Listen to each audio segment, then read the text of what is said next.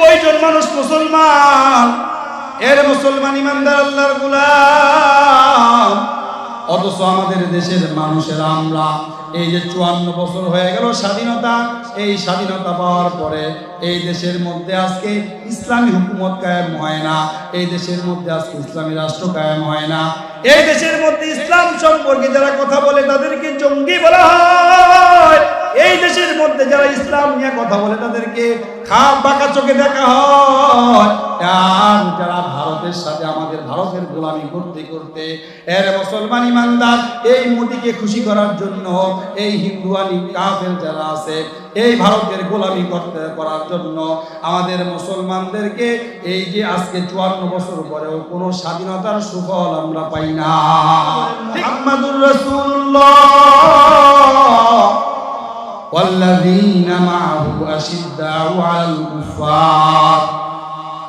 আল্লাহ তাআলা কোরআনের মধ্যে বলেন মুহাম্মাদুর রাসূলুল্লাহ, এই মুহাম্মাদুর রাসূলুল্লাহর যারা আশেপাশে যারা থাকে তারা তার সাহাবী।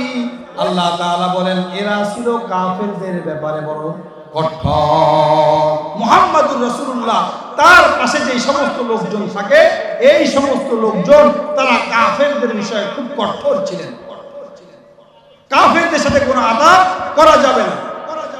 অথচ আজকে আমাদের মুসলমানরা আমরা কাফেরদের পা চাটা কুত্তা হয়ে গেছে, ঠিক কিনা কথা বলেন? আজকে মুসলমানরা মার খাচ্ছে গোটা বিশ্বে। কেন?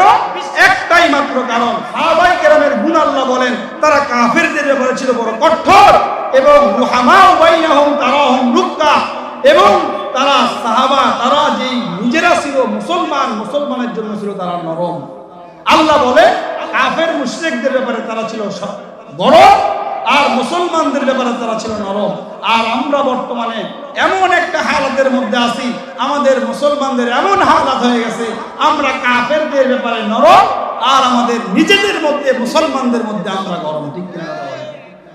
ইসরায়েলের মধ্যে আজকে ইসরায়েল আজকে ফিলিস্তিনের মধ্যে আক্রমণ করে মানুষ হত্যা করতেছে। ইসরায়েলের আশেপাশে যেই কয়টা মুসলিম রাষ্ট্র আছে এই মুসলিম রাষ্ট্রগুলো যদি একজনে যদি একবার করে থুতু নিক্ষেপ করতো, বেশি কিছু না, গুলি করার প্রয়োজন হতো না, যদি থুতু নিক্ষেপ করতো, এই থুতু নিক্ষেপ করলে ইসরায়েলের মতো দেশ ওখান থেকে উড়ে গিয়া আরব সাগরের মধ্যে পড়তে পারে, কথা বলেন ঠিক কিনা? কিন্তু আজকে মুসলমানরা কোনো পদক্ষেপ তো নিচ্ছেই না তাদের ব্যাপারে, বরং তাদেরকে খুশি করার জন্য পাগল হয়ে আছে, ঠিক কিনা কথা বলেন? আল্লাহর গোলাম এই সাহাবায়ে কেরাম এমন এত দামি সাহাবায়ে কেরাম, একজন সাহাবী আম্মা জান হযরত আয়েশা রাদিয়াল্লাহু তাআলা আনহা, এই একজন সাহাবীর যত অবদান আল্লাহ রাসূল সাল্লাল্লাহু আলাইহি ওয়াসাল্লামকে আল্লাহ পাক রব্বুল আলামিন যেই পরিমাণে ইলম দান করেছেন আম্মা জান আয়েশা সিদ্দিকা রাদিয়াল্লাহু তাআলা আনহার মাধ্যমে তার 3 ভাগের 1 ভাগ ইলম আল্লাহ তাআলা দুনিয়ার মধ্যে ছড়ায় দিয়েছেন। এক আয়েশা রাদিয়াল্লাহু তাআলা আনহা আম্মা জান এই উম্মাহাতুল মুমিনিন, তার মাধ্যমে আল্লাহ পাক রব্বুল আলামিন 3 ভাগের 1 ভাগ ইলম গোটা দুনিয়ার মধ্যে তিনি বিস্তার করেছেন। তার মাধ্যমে আল্লাহ তাআলা প্রচার প্রসার করায় নিয়েছেন। ইলম সাহাবাদের এত দাম, সাহাবীরা এত সহজ সরল ছিলেন, এত দাম তাদের, এরপরেও সাহাবীদের কোনো অহংকার নাই, সাহাবীদের কোনো মারামারি কাটাকাটি নাই।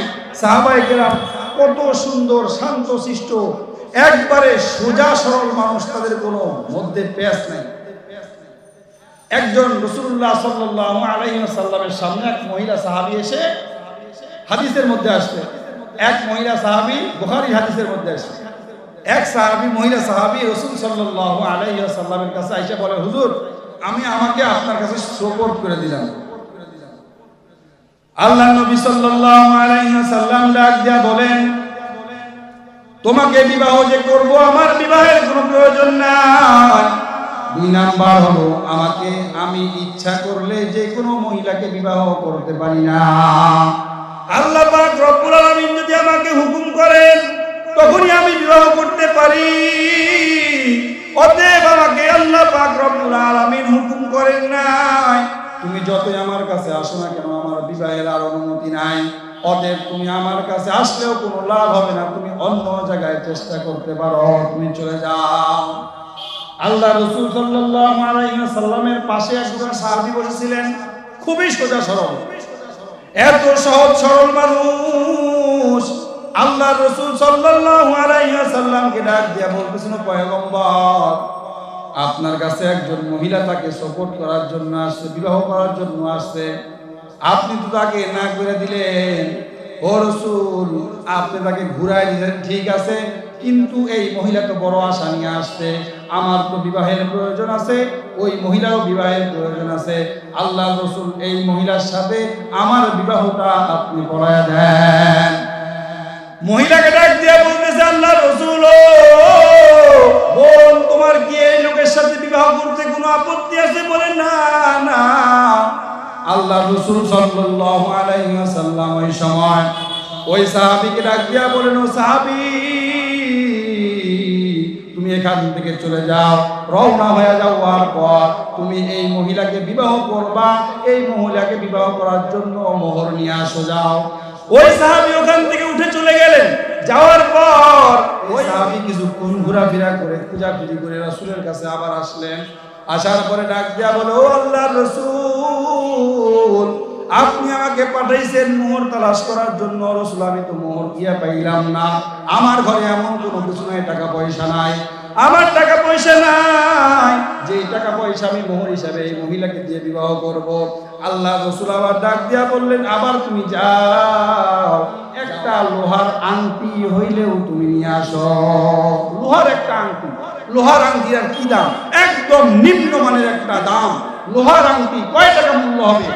সাহাবীকে ডাক দিয়ে আল্লাহ রাসূল বলতেছেন, যা, একটা লোহার আংটি হইলেও নিয়ে আসো।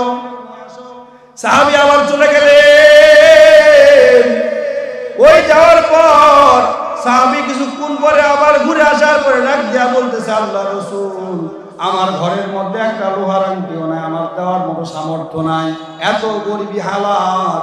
অথচ সাহাবায়ে কেরামের দাম আল্লাহ পাক রব্বুল আলামিনের কাছে কেমন। মুসলমান ইমানদের একটু চিন্তা করে দেখেন, সাহাবী জান্নাতি মানুষ, আল্লাহর পক্ষ থেকে হেদায়েত প্রাপ্ত হয়ে গেছে, অথচ তার ঘরের মধ্যে খানা নাই, তার ঘরের মধ্যে টাকা নাই, তার ঘরের মধ্যে একটা আংটি, লোহার একটা আংটিও নাই যে আংটিটা দিয়ে তিনি বিবাহ করবেন। আল্লাহ রাসূল সাল্লাল্লাহু আলাইহি ওয়াসাল্লাম ডাক দিয়া বলতেছেন যে, তাহলে তুমি কি দিয়া বিবাহ করবা আমাকে বলো। আল্লাহ রাসূল সাল্লাল্লাহু আলাইহি ওয়াসাল্লামকে সাহাবী ডাক দিয়া বলে, হুজুর, আমার পরনে একটা লুঙ্গি আছে, এই লুঙ্গিটার অর্ধেক ওই মহিলাকে দিয়ে দেন, লুঙ্গিটা ওই মহিলাকে দিয়ে দেন, আমি এই লুঙ্গির বিনিময়ে মহিলাকে বিবাহ করতে চাই। আল্লাহ রাসূল বলে, তাহলে তুমি কি করবা? আল্লাহ রাসূল বললেন, তাহলে তুমি কোরআন কতটুকু তোমার মুখস্থ আছে? বলে, আমার অমুক এতটুকু জায়গা মুখস্থ আছে। বলে, তুমি এই মহিলাকে কোরআন শিক্ষা দিয়ে দিবা, এতটুকু তুমি শিক্ষা দিয়ে দিবা। এই কোরআন তেলাওয়াতটা ওই মহিলার জন্য মোহর নির্ধারণ করে আল্লাহ রাসূল সাল্লাল্লাহু আলাইহি ওয়াসাল্লাম তার বিবাহ সম্পন্ন করে দিলেন। এখন চিন্তা করেন, ওই সাহাবীরা এত দামি আল্লাহর কাছে, খায়রুল কুরুনের যুগের মানুষ, আল্লাহ রাসূল সাল্লাল্লাহু আলাইহি ওয়াসাল্লামের, তিনি বলেন, আল্লাহ রাসূল সাল্লাল্লাহু আলাইহি ওয়াসাল্লাম বলেন যে, আমার সাহাবায়ে কেরাম এক তারকার মতো, একজন অনুসরণ করলে তোমরা নাজাত পেয়ে যাইবা। অথচ ওই সাহাবীদের ঘরের মধ্যে খাবার নাই, সাহাবীর কাপড় নাই, সাহাবীর একটা লোহার আংটিও নাই। এত তাদের শোচনীয় অবস্থা, এত গরিব ছিলেন, কিন্তু মানুষটার দাম ছিল আল্লাহর কাছে বেশি। মুসলমান ইমানদার আল্লাহর গোলাম, সাহাবায়ে কেরামদের মূল্যায়ন আল্লাহ রাসূল সাল্লাল্লাহু আলাইহি ওয়াসাল্লাম বলেন, সাহাবায়ে কেরামদের এত মূল্যায়ন হওয়ার কারণ হলো আল্লাহ পাক রব্বুল আলামিন কেন এত মূল্যায়ন করলেন। আল্লাহ রাসূল হাদিসে পাকের মধ্যে ডাক দিয়া বলেন, ক্বালান নবী সাল্লাল্লাহু আলাইহি ওয়াসাল্লাম, ইন্নাল্লাহা লা ইয়ানজুরু ইলা সুওয়ারিকুম ওয়া আমওয়ালিকুম ওয়ালাকিন ইয়ানজুরু ইলা কুলুবিকুম ওয়া আমালিকুম।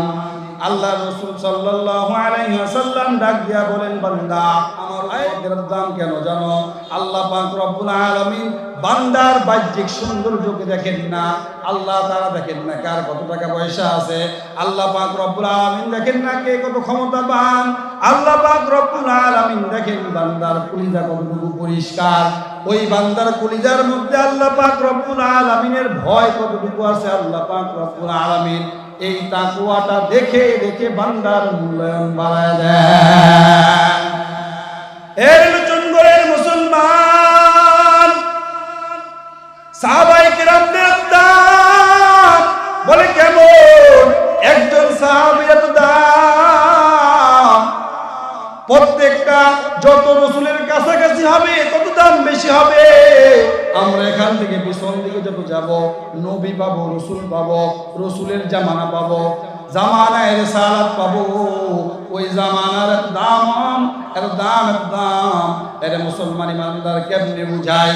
এই রাসূলের সাহাবায়ে কেরামদের দাম আল্লাহ পাক রব্বুল আলামিন নির্ধারণ করে দিয়েছেন। হযরত ওমর রাদিয়াল্লাহু তাআলা আনহু তিনি সর্বপ্রথম জেরুজালেম বিজয় করেছেন। এই ওমর কেমন মানুষ ছিলেন জানেন? ওমর রাদিয়াল্লাহু তাআলা আনহু ইসলামী বিশ্বের দ্বিতীয় খলিফা, মুসলিম বিশ্বের অর্ধজাহানের খলিফা ছিলেন। অথচ ওই ওমর রাদিয়াল্লাহু তাআলা আনহুর পরনে ছিল একটা মাত্র কাপড়, তাও কি ভালো না 18 তালি মারা, কয় তালি? 18টা তালি ছিল। অথচ এই সাহাবীর কথা 18 তালির জামার কথা আল্লাহ তাআলা পূর্ববর্তী আসমানে কিতাবের মধ্যে আল্লাহ তাআলা উঠায় দিয়েছেন, বর্ণনা করে দিয়েছেন।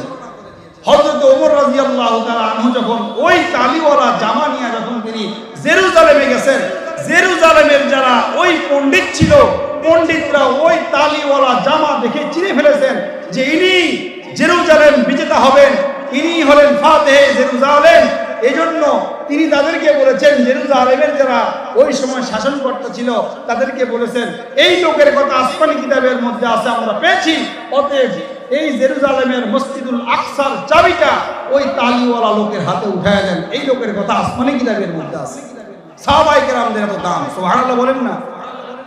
এত দাম সাহাবায়ে কেরামদের। আল্লাহ পাক রব্বুল আলামিন প্রত্যেকটা সাহাবীদের দাম একের পরে এক, যারা স্তরে আগে ছিল তাদের দাম বেশি, যারা আস্তে আস্তে আস্তে আস্তে নিচের দিকে আসছেন। জীবনে একবার আল্লাহ রাসূল হাদিসের মধ্যে বলেন, রাসূলুল্লাহ সাল্লাল্লাহু আলাইহি ওয়াসাল্লাম মান আমানা ওয়া রাআনি, আল্লাহ রাসূল বলেন যারা আল্লাহ রাসূল সাল্লাল্লাহু আলাইহি ওয়াসাল্লামকে জীবনে কমপক্ষে একবার দেখছে ঈমানের হালতে, ঈমান সহকারে, উনি সাহাবী হয়ে গেছেন। সাহাবীর এত দাম, এই গোটা দুনিয়ার যত মানুষ আছে, যত উম্মত কিয়ামত পর্যন্ত আসবে, সকল উম্মতের আলেম, সকল উম্মতের আবেদ, সকলের আমলগুলিকে যদি এক পালা রাখা হয়, একজন আদনা থেকে আদনা সাহাবীর ধারে কাছেও কেউ যাইতে পারবে না। বলেন না সুবহানাল্লাহ। সাহাবায়ে কেরামদের তো শান, রাসূলুল্লাহ সাল্লাল্লাহু আলাইহি ওয়াসাল্লামের ইন্তেকালের 1 বছর আগে আল্লাহর রাসূলের সাহাবী হয়েছিলেন হযরত তামিমে দারি। এই তামিমে দারি এত আমল করতেন, এর মুসলমান ইমানদার আল্লাহর গোলাম, আল্লাহর রাসূলের সাহাবী হওয়ার পর এই তামিমে দারি 2 রাকাত নামাজে 1 খতম কোরআনের তেলাওয়াত করে শেষ করে দিতেন। সুবহানাল্লাহ। একবার পাহাড়ের গুহা থেকে আগুন বের হয়ে আসতেছেন, এই বের হয়ে আসার সময় হযরত ওমর রাদিয়াল্লাহু তাআলা আনহু ডাক দিয়ে বলে, তামিমে দারি যাও, আগুনটাকে দৌড়ায় ভিতরে ঢুকায়া দাও। তামিমে দারি চলে গেলেন, আগুনের কাছে যাওয়ার পর আগুনটাকে একটা থাপ্পড় মেরেছেন। আরে মুসলমান ইমানদার, থাপ্পড় দিয়া বলে আগুন ভিতরে চলে যা। আল্লাহ রাসূল সাল্লাল্লাহু আলাইহি ওয়াসাল্লামের শহর এটা, এই মদিনার শহরের মধ্যে আল্লাহ রাসূল এখানে থাকেন, তুই কেন এখানে আসিস? ভিতরে চলে যা। আগুন সাথে সাথে ভিতরের দিকে চলে গেছে। এর মুসলমান ইমানদার আল্লাহর গোলাম, তিনারা আরো আগে যদি যান, মানুষের হায়াত ছিল অনেক বেশি, তিনারা এমনও আছেন 500 বছর একাধারে ইবাদত করে কাটিয়ে দিয়েছেন। আর আমরা এমন মুসলমান, মসজিদে যাইয়া 5 মিনিট নামাজ পড়তে গেলেও আমাদের নামাজের মধ্যে দাঁড়ানোর পর দোকান, অফিস, বাসা বাড়ি যেখানে যা কিছু আছে সব কিছু ঘুরে আসা হয়ে যায়। বলেন ঠিক কিনা? আমাদের ঈমান এত দুর্বল, অথচ সাহাবায়ে কেরাম রাদিয়াল্লাহু তাআলা আনহুম সহ পূর্বের যারা ছিল তারা এত ইবাদত করেছেন। হাদিসের কিতাবের মধ্যে আসছে, বুখারীর সত্যে হাদিস লেখা, হাদিসের কিতাবের মধ্যে আসছে রে মুসলমান, আগের জামানার মানুষেরা আল্লাহর এক বান্দা আল্লাহর ইবাদত করার জন্য একবারে 500 বছর আল্লাহর ইবাদত করেছেন। আল্লাহর বান্দা এমন একটা নির্জন জায়গায় গিয়ে ইবাদত করেছেন, যে জায়গাটার চতুর্পাশে সাগর, মাঝখানে একটা পাহাড়, ওই পাহাড়ের পাথরের উপর দাঁড়াইয়া বান্দা আল্লাহর ইবাদত করেছেন 500 বছর। এখন বলবেন হুজুর তাহলে সে খাইছে কি? আল্লাহ পাক ওই বান্দার জন্য, এই বান্দা যেমন আল্লাহর হয়ে গেছে, আল্লাহ পাক তার হয়ে গেছে। এর মুসলমান ইমানদার আল্লাহর গোলাম, ওই বান্দার জন্য আল্লাহ পাক রব্বুল আলামিন ওই পাহাড়ের উপরে তার মাথার উপরে একটা আনার গাছ লাগায় দিয়েছেন। ওইখান থেকে একটা করে আনার পড়তো, আল্লাহর বান্দা ওইটা খায় খায় ইবাদত করতো। সাগরের পানি নোনা পানি, এটা খাওয়া যায় না, পান করা যায় না। আল্লাহ পাক রব্বুল আলামিন পাহাড়ের বুক চিরে, পাথরের বুক চিরে আল্লাহ তাআলা মিঠা পানির ঝর্ণা দিয়া দিলেন। বান্দা ওখান থেকে পানি সংগ্রহ করে খাইতো।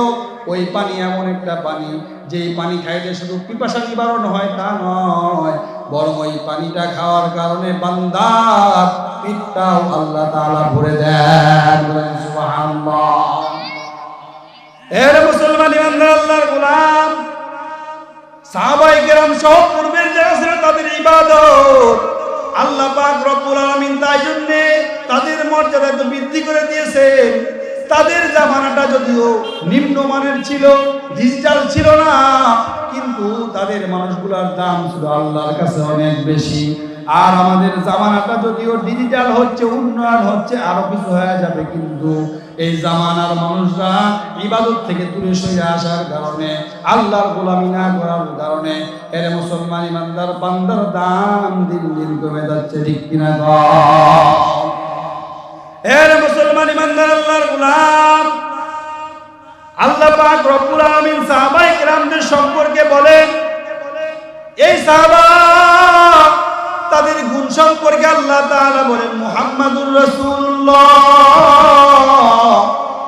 ওয়াল্লাযীনা মাআহু আশিদ্দাউ আলাল কুফার।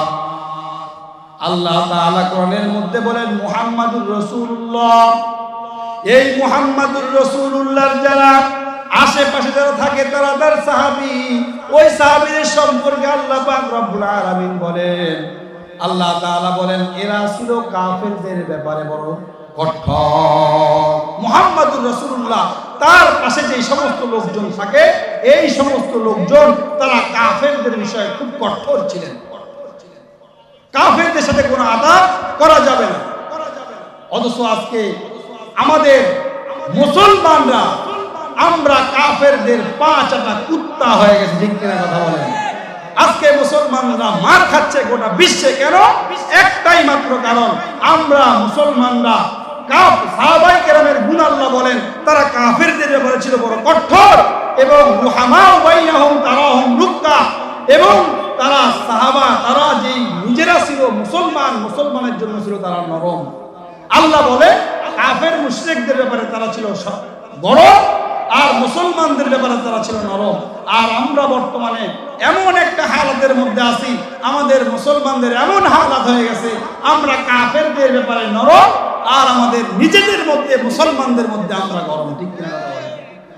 ইসরায়েলের মধ্যে আজকে, ইসরায়েল আজকে ফিলিস্তিনের মধ্যে আক্রমণ করে মানুষ হত্যা করতেছে। ইসরায়েলের আশেপাশে যেই কয়টা মুসলিম রাষ্ট্র আছে, এই মুসলিম রাষ্ট্রগুলো যদি একজনে যদি একবার করে থুতু নিক্ষেপ করতো, বেশি কিছু না, গুলি করার প্রয়োজন হতো না, যদি থুতু নিক্ষেপ করতো, এই থুতু নিক্ষেপ করলে ইসরায়েলের মতো দেশ ওখান থেকে উড়ে গিয়া আরব সাগরের মধ্যে পড়তো। কথা বলেন ঠিক কিনা? কিন্তু আজকে মুসলমানরা কোনো পদক্ষেপ তো নিচ্ছেই না তাদের ব্যাপারে, বরং তাদেরকে খুশি করার জন্য পাগল হয়ে আছে। ঠিক কিনা কথা বলেন? বাংলাদেশের সরল মনা মুসলমান 90% মুসলমানের দেশ। এই দেশের 90 জন মানুষ মুসলমান। এর মুসলমান ইমানদার আল্লাহর গোলাম। অথচ আমাদের দেশের মানুষেরা আমরা এই যে 54 বছর হয়ে গেল স্বাধীনতা, এই স্বাধীনতা পাওয়ার পরে এই দেশের মধ্যে আজকে ইসলামী হুকুমত কায়েম হয় না, এই দেশের মধ্যে আজকে ইসলামী রাষ্ট্র কায়েম হয় না।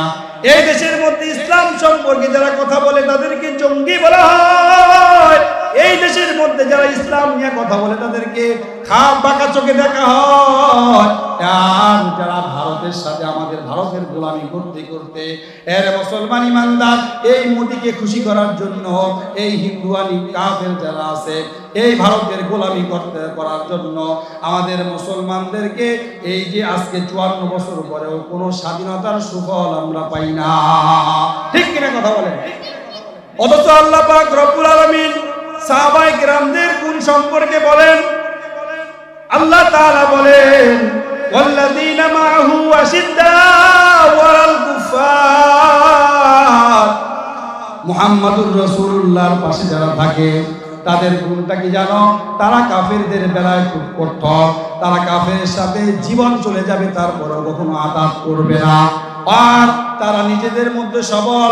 মুহাজিররা যখন হিজরত করে মক্কা থেকে মদিনাতে চলে গেলেন, এর মুসলমান জানা ঘটনা সকলের, আনসারী সাহাবী যারা ছিল ওই আনসার সাহাবীরা তাদের তো যারা মুহাজির আসছে তাদের কিছু নাই, ওই বান্দাদেরকে নিজের ভাই বানাইয়া নিয়া যার ব্যবসা বাণিজ্য বড় ছিল ওই ব্যবসাওয়ালা নিজের ব্যবসা অর্ধেক করিয়া তার আরেক ভাই মুহাজিরকে দিয়ে দিয়েছেন। এর মুসলমান ইমানদার আল্লাহর গোলাম, যার সম্পদ নাই ওই সম্পদগুলিকে মুহাজিরদেরকে আনসারী সাহাবীরা তাদের নিজেদের সম্পদ দিয়ে দিয়েছেন। এর মুসলমান ইমানদার আল্লাহর গোলাম, তাদের মুসলমানদের মধ্যে কতটা মিল মোহাব্বত তারা নিজেদের জন্য ভাগাভাগি করে নিয়েছেন। আর আমরা এমন মুসলমান, আমরা পারলে আমাদের আরেক মুসলমান ভাইয়ের থেকে কাইরা আইনা খাই। ঠিক কিনা কন? এই হলো সাহাবায়ে কেরাম আর আমাদের মধ্যে পার্থক্য। সাহাবায়ে কেরামের পরের যুগে যারা ছিলেন তাবেঈন, তাদের ইবাদত কেমন? এর মুসলমান ইমানদার, তাদের দামটা আল্লাহর রাসূল হাদিসে পাকের মধ্যে বলেন খায়রুল কুরুনের যুগ। এই যুগের মানুষেরা দামি, এত দামি। বলে কেমন? বলে ওই যুগের মধ্যে একজন বড় তাবেঈ ছিল, তার নাম হলো সাঈদ ইবনে মুসাইয়িব রাহমাতুল্লাহি আলাইহি, যিনাকে সাইয়্যিদুত তাবেঈন বলা হয়। ওই সাঈদ ইবনে মুসাইয়িব তিনি এমন একজন বান্দা ছিলেন, ওই বান্দা 40 বছর, দীর্ঘ 40 বছর এর মুসলমান ইমানদার আযানের আগে আগে 5 ওয়াক্ত নামাজে তিনি মসজিদে যাইতেন। এই সাঈদ ইবনে মুসাইয়িব রাহমাতুল্লাহি আলাইহি তিনি একাধারে 40 বছর তিনি মসজিদে আযানের আগে আগে 5 ওয়াক্ত নামাজে মসজিদে যাইতেন। রাসূলের রওজার পাশে দাঁড়াইয়া মসজিদে নববীর মধ্যে তিনি নামাজ আদায় করতেন। একবার ইয়াজিদি বাহিনী যখন আক্রমণ করলো, মসজিদ 3 দিন মসজিদে নববীর মধ্যে নামাজ হয় নাই। সাঈদ ইবনে মুসাইয়িব রাহমাতুল্লাহি আলাইহি মসজিদের ভিতরে অবস্থান করতেছেন, আগে ঢুকে গেছেন। ওই সাঈদ ইবনে মুসাইয়িব রাহমাতুল্লাহি আলাইহি ওখানের মধ্যে বসে আছেন। ওই সময় যখন ভিতরে মসজিদের ভিতরে যখন ইয়াজিদের প্রশাসনের লোক ঢুকে, ওই প্রশাসনের লোক যখন যায়, সাঈদ ইবনে মুসাইয়িব রাহমাতুল্লাহি আলাইহি তখন পাগলের অভিনয় করে, যেন তাকে দেখে মানুষ মনে করে যে সে পাগল, অ্যাবনরমাল। তাকে আর কিছু না বলে মসজিদ থেকে বের না করে দেয়। সাঈদ ইবনে মুসাইয়িব একাধারে 3 দিন নামাজ পড়েছেন, মসজিদে নববীতে কোনো আযান হয় নাই। 3 দিন নামাজ পড়ার পর যখন ইয়াজিদের প্রশাসন চলে গেছে, মসজিদের থেকে যখন সাঈদ ইবনে মুসাইয়িব বের হয়ে আসছে, তখন তাকে জিজ্ঞেস করা হয়, আপনি কেন পাগলের অভিনয় করলেন? সাঈদ ইবনে মুসাইয়িব কয়, ও ভাই, এই যে ইয়াজিদের বাহিনী যে আক্রমণ করেছে, এই মসজিদে কাউকে নামাজ আদায় করতে দিবে না। আমি যদি সাঈদ ইবনে মুসাইয়িব মসজিদে পাগলের অভিনয় না করি, তাহলে আমাকে মসজিদ থেকে বের করে দিবে।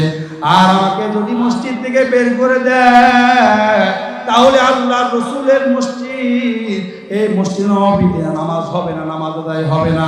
তাই জন্য আমি পাগলের অভিনয় করেছি, আর টাইম হয়েছে আমি নামাজ আদায় করেছি। বলে আজান তো হয় নাই, ওই সময় তো ঘড়িও ছিল না, কেমনে বুঝলো যে নামাজ রক্ত হয়েছে? সাঈদ ইবনে মুসাইয়িব বলেন যে আমি যখন ওই আজানের নামাজে রক্ত হওয়ার আগে আগে যখন আমি কানটা রাসূলের রওজার দিকে ঘুরাই, আমার কানের মধ্যে আমি শুনতে পাই আমার মদিনার রাসূল রওজার মধ্যে থাইকা আজান তিনি নিজে দিতেছে। ওই আজানের শব্দ পাইয়া আমি নামাজ আদায় করি। ওরে মুসলমান ইমানদার আল্লাহর গোলাম, রাসূলের আওয়াজ শুনে কানের মধ্যে তাদের কানটা করে দামি কান। আর আমাদের মুসলমানদের আজকে অবস্থা, আমি এমন মুসল্লিকে দেখেছি যে মুসল্লি নামাজের মধ্যে মোবাইলে কথা কয়। আছে একদিন এক জায়গায় দেখলাম একটা মুরব্বী গলার মধ্যে একটা মোবাইল ঝুলায় নিয়েছে, তো কিরিং কিরিং কিরিং করে বাজা শুরু হয়ে গেছে নামাজের মধ্যে। তো মুরব্বী কয়েকবার বাজার পরে কানে ধরে বলতেছে যে একটু পরে কল দাও, আমি নামাজে আসি। তো কল রিসিভ করে কি বলে নামাজের মধ্যে, যে একটু পরে কল দাও, আমি নামাজের মধ্যে আছি। এমনও পাবলিক আমাদের মধ্যে আছে। অথচ সাহাবায়ে কেরাম তাবে তাবেঈন যারা ছিল, তারা নিজেদের আমল করার জন্য দুনিয়ার থেকে বিচ্ছিন্ন হয়ে পাহাড়ে চলে গেছেন, যে আমি একমাত্র এক ধ্যানে আল্লাহর ইবাদত করব, যেন এখানে কেউ আমাকে ডিস্টার্ব করতে না পারে। মানুষের দাম তো এমনি এমনি হয় না, আল্লাহ তাদের দাম এমনি এমনি বাড়ান নাই, আর আমাদের দাম এমনি এমনি কমান না। এর মুসলমান ইমানদার আল্লাহর গোলাম, ইবাদত কেন করতে হবে? সাহাবায়ে কেরামদের বিবরণ সম্পর্কে আল্লাহ পাক রব্বুল আলামিন বলেন, তারাহুম রুকআন সুজদান ইয়াবতাগুনা ফাদলাম মিনাল্লাহি ওয়া রিদওয়ানা। আল্লাহ তাআলা সাহাবায়ে কেরামদের গুণ সম্পর্কে বলতেছেন যে সাহাবায়ে কেরাম আল্লাহ পাক রব্বুল আলামিনের ইবাদত করতেন বেশি। তাদেরকে তুমি কেমনে চিনবা? বলে তাদেরকে তুমি রুকু এবং সিজদা অবস্থায় পাইবা, এবং রুকু সিজদা করার কারণে তাদের কপালের মধ্যে দাগ হয়ে যায়, সিজদার অঙ্গগুলোর মধ্যে দাগ। এর মুসলমান ইমানদার, আজকে বর্তমান সমাজের মধ্যে দেখা যায় নামাজ আদায় করতে করতে বান্দার যদিও কপালের মধ্যে দাগ নাই, অথচ রাজনীতি করার কারণে রাজনৈতিক লেভেল নিজের মধ্যে লাগাইয়া নিজের গায়ে রাজনৈতিক পরিচয় বহন করার জন্য কোবের দাগ ঠিকই পাওয়া যায়। ঠিক কিনা বলেন? আম্মা জান আয়েশা রাদিয়াল্লাহু তাআলা আনহা আল্লাহ রাসূলকে ডাক দিয়া বলতেছেন, রাসূল কিয়ামতের ময়দানে সব নবীর উম্মতেরা হাজির হবে। ও পয়গম্বর, এত নবীর উম্মতের মধ্যে আপনার উম্মতকে আপনি চিনবেন কেমনে? আল্লাহ রাসূল ডাক দিয়া বলো, আয়েশা, একটা চান কপালওয়ালা ঘোড়াকে 100 ঘোড়ার মধ্যে দিয়ে খুঁজে বের করতে যেমন কারো কষ্ট হয় না, ঘোড়াওয়ালার কোনো কষ্ট হয় না। বলে এক জায়গায় কালো ঘোড়া অথবা লাল ঘোড়া আছে, তার মধ্যে যদি একটা ঘোড়ার কপালের মধ্যে এখানে সাদা থাকে, পায়ের মধ্যে যদি ঘোড়ালির ওখানে সাদা থাকে, ওই 100 ঘোড়ার মধ্যে যেমন ওই একটা চান কপালওয়ালা ঘোড়াকে খুঁজে পাইতে যেমন কষ্ট হবে না, ঠিক তেমনি হবে ও আয়েশা, আমার যারা উম্মত নামাজ পড়বে, ওযু করবে, ওযুর অঙ্গগুলা কিয়ামতের ময়দানে চমকাইতে থাকবে, সিজদার অঙ্গগুলা, নামাজের অঙ্গগুলা কিয়ামতের ময়দানে চমকাবে। ও আয়েশা, আমি এই চমকানো অঙ্গগুলা দেখে আমার এত মানুষের মধ্য থেকে আমার উম্মতগুলাকে আমি ঠিকই খুঁজে বের করে নিব। এজন্য ইবাদত আমাকে আপনাকে করতে হবে। সাহাবায়ে কেরামরা দেখা গেছেন, আমাদেরকে ইবাদত করতে হবে, সাহাবায়ে কেরামদের পথ আমাদেরকে অনুসরণ করতে হবে, তাহলে আমাদের দাম আল্লাহর কাছে বেশি হবে। যদিও আমরা যাচ্ছে কি আমাদের দিকে আগায়া, যদিও আমরা নবুয়তের যুগ থেকে দূরে সরে যাচ্ছি, যদিও আমরা ডিজিটাল উন্নতশীল দেশের দিকে, উন্নতশীল সময়ের দিকে আমরা এগিয়ে যাচ্ছি, কিন্তু আমাদের মধ্যে আমাদের রংটা আনতে হবে পিছনের লোকদের মধ্যে। ঠিক কিনা কথা বলেন? যদিও আমরা সামনে আগায় যাই, কিন্তু আমাদের ভিতরের অবস্থা, ভিতরের রংটা হতে হবে কার মতো? পিছনের লোকদের মতো। যদি পিছনের লোকদের দিকে যাই, তাহলে আমরা হেদায়েতের দিকে আগায় যাব, কামিয়াবির দিকে আগায় যাব। আর যদি আমরা পিছনের লোকদের দিকে না যাই, সামনের দিকে অগ্রসর হই, তাহলে আমাদের কপালের মধ্যে বদনসিবি আছে। আল্লাহ পাক রব্বুল আলামিন জাহান্নাম আমাদের জন্য রেডি করে রেখেছে। আল্লাহ রাসূল কত আমাদেরকে ভালোবাসেন চিন্তা করেন। আল্লাহ রাসূল সাল্লাল্লাহু আলাইহি ওয়াসাল্লাম ডাক দিয়ে বলেন যে হে আমার উম্মতেরা, তোমরা কিয়ামতের ময়দানে আমাকে কোথায় খুঁজে পাইবা? আল্লাহ রাসূল সাল্লাল্লাহু আলাইহি ওয়াসাল্লাম আবার বলতেছেন, ও উম্মতেরা, কিয়ামতের ময়দানে সব নবী রাসূলের উম্মতেরা একসাথে থাকবে, একই ময়দানের মধ্যে থাকবে। আমি রাসূল হাউজে কাউসারের কাছে ওখানে থাকবো। তোমরা আমি রাসূলকে খোঁজার জন্য হাউজে কাউসারের কাছে চলে আসবা। এর মুসলমান ইমানদার, আল্লাহ পাক রব্বুল আলামিন প্রত্যেকটা নবী রাসূলদেরকে একটা করে দোয়া দিয়েছিলেন স্পেশাল। হাদিসের মধ্যে আসছে প্রত্যেক নবী রাসূলরা একটা করে দোয়া করেছেন। ওই নবী রাসূলরা দুনিয়ার মধ্যে দোয়া করেছেন, এই দোয়া আল্লাহ পাক রব্বুল আলামিন কবুল করে নিয়েছেন। কিন্তু আমার আপনার মায়ার নবী এই দোয়াটা দুনিয়ার মধ্যে করেন নাই। আল্লাহ রাসূল সাল্লাল্লাহু আলাইহি ওয়াসাল্লাম বলেন, কিয়ামতের ময়দানে যখন সবাই ইয়া নাফসি ইয়া নাফসি বলে চিৎকার করে কাঁদবে, ওই সময় আমি আমার আল্লাহর কাছে দোয়াটা করব, ও আমার কোন উম্মত যদি দুনিয়ার জমিনে থাকতে শিরিক না করে, আল্লাহর সাথে যদি কোনো শিরিক না করে, আর যদি ও বান্দা ওই অবস্থায় কবরের মধ্যে আসে, বান্দা যদি সাজাও পায়, জাহান্নামেও যায় অন্য পাপের কারণে, তারপরও আমি নবী সেখান থেকে তাকে সুপারিশ করে জান্নাতে নিয়ে যাব। এত ভালোবাসেন রাসূল আমাদেরকে। এর মুসলমান ইমানদার আল্লাহর গোলাম, একদিন আম্মা জান আয়েশা রাদিয়াল্লাহু আনহা বলেন যে রাসূল সাল্লাল্লাহু আলাইহি ওয়াসাল্লাম যখন আমাদের কাছে আসতেন, আমাদের ঘরে আসতেন, রাসূলের মুখটা অনেক সময় হাস্যোজ্জ্বল দেখা যাইতো। ওই সময় আমরা রাসূলের কাছে বলতাম, রাসূল আমাদের জন্য দোয়া করেন। আল্লাহ রাসূল আম্মা জান বলেন, একদিন আমার ঘরের মধ্যে আসলেন, আসার পরে দেখি আল্লাহ রাসূলের মুখটা হাস্যোজ্জ্বল। আমি ডাক দিয়া বললাম, ও পয়গম্বর, আমার জন্য একটু দোয়া করে দেন। আল্লাহ রাসূল সাল্লাল্লাহু আলাইহি ওয়াসাল্লাম দোয়া করলে সাথে সাথে কবুল, ঠিক কিনা বলেন? আল্লাহ রাসূল সাল্লাল্লাহু আলাইহি ওয়াসাল্লাম যখন আয়েশা রাদিয়াল্লাহু তাআলা আনহার জন্য দোয়া করলেন যে আল্লাহ আয়েশার সমস্ত গুনাহ মাফ করে দেন, আয় আল্লাহ পিছনের গুনাহগুলিও মাফ করে দেন, সামনের গুনাহগুলিও মাফ করে দেন, আয় আল্লাহ প্রকাশ্যে অপ্রকাশ্যে সব গুনাহগুলি মাফ করে দেন। আয়েশা রাদিয়াল্লাহু তাআলা আনহা মুস্কি হাসি দিয়েছেন, খুশি হয়ে গেছেন।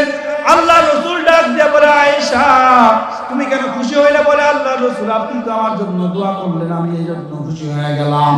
আল্লাহ রাসূল ডাক দিয়া কয়, ও আয়েশা, তুমি কি জানো তোমার জন্য যে দোয়াটা আমি করেছি, আমি যখনই নামাজ আদায় করি, আমার নামাজের পরে পরে আমি আমার প্রত্যেকটা উম্মতের জন্য এই দোয়াটা সব সময় করি।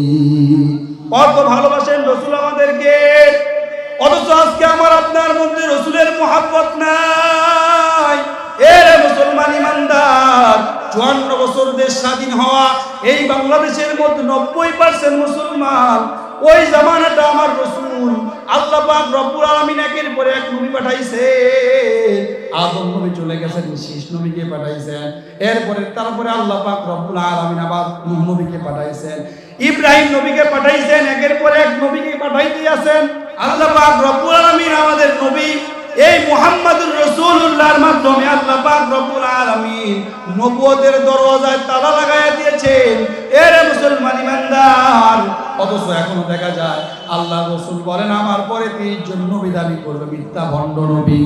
এই বর্তমান এই যে চলতেছে আমাদের বাংলাদেশ সহ বিশ্বের মধ্যে কাদিয়ানি ফিতনা, তারা বলবে, তাদেরকে জিজ্ঞেস করলে তাদের কালাম হয়। আল্লাহ পাক রব্বুল আলামিন বলেন যে আল্লাহ তাআলা মুহাম্মদুর রাসূলুল্লাহকে খাতামান নবিয়্যিন বানাইছেন, শেষ নবী বানাইছেন। এই শেষ নবী তাদেরকে বিশ্বাস করে না। অথচ আজকে আমরা সরকারকে 54 বছর ধরে বুঝাইতে অক্ষম হয়ে গেলাম। 90% মুসলমানের দেশে হওয়ার পরেও 54 বছরেও সরকারকে বুঝাইতে পারলাম না যে কাদিয়ানীরা কাফের।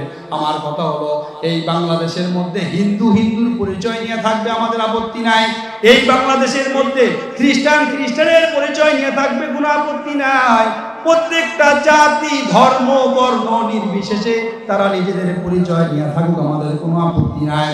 এই আহমদিয়া মুসলিম জামাত, এই আহমদিয়া জামাতকে মুসলিমটা কাইটা শুধু আহমদিয়া জামাত নামে কাফের হিসেবে তারা আমাদের দেশে থাকবে, আমাদের কোনো আপত্তি নাই। কিন্তু আল্লাহ তাআলা এই যে জমিনের মধ্যে নবীর দরজা তালা মেরে দিয়েছেন, অথচ এই গোলাম আহমদ কাদিয়ানী তিনি নিজেকে নবী দাবি করেছেন। এই নবী দাবি করার পরেও তাকে এখন সরকার কাফের ঘোষণা করেন নাই, সংসদের মধ্যে এখনো বিলটা পাস করার নাই। এটা আমাদের মুসলমানদের জন্য বড় লজ্জা। এজন্য সরকারকে বলতে চাই, আপনারা যা করেন আমাদের কোনো আপত্তি নাই, কিন্তু কাদিয়ানীদেরকে সংসদ থেকে 90% মুসলমানদের দেশে কাদিয়ানীরা কাফের হিসেবে তাদেরকে ঘোষণা করতে হবে। গোটা দেশের সমস্ত মুসলিম জনতা একটাই দাবি, কাদিয়ানীরা কাফের। আমার সাথে বলেন, কাদিয়ানীরা কাফের, কাফের, কাফের, কাদিয়ানীরা কাফের। আল্লাহ তাআলা আমাদের দেশের সরকারকে সঠিক বুঝ দান করুক, যেন তারা কাদিয়ানীদেরকে কাফের ঘোষণা করেন। বলেন, সকলে বলেন আমিন। যে কথাগুলি বললাম, এই কথাগুলির উপরে আল্লাহ তাআলা আমাকে এবং আপনাদের সকলকে আমল করা তৌফিক দান করুন। আসসালামু আলাইকুম ওয়া রাহমাতুল্লাহি ওয়া বারাকাতুহু।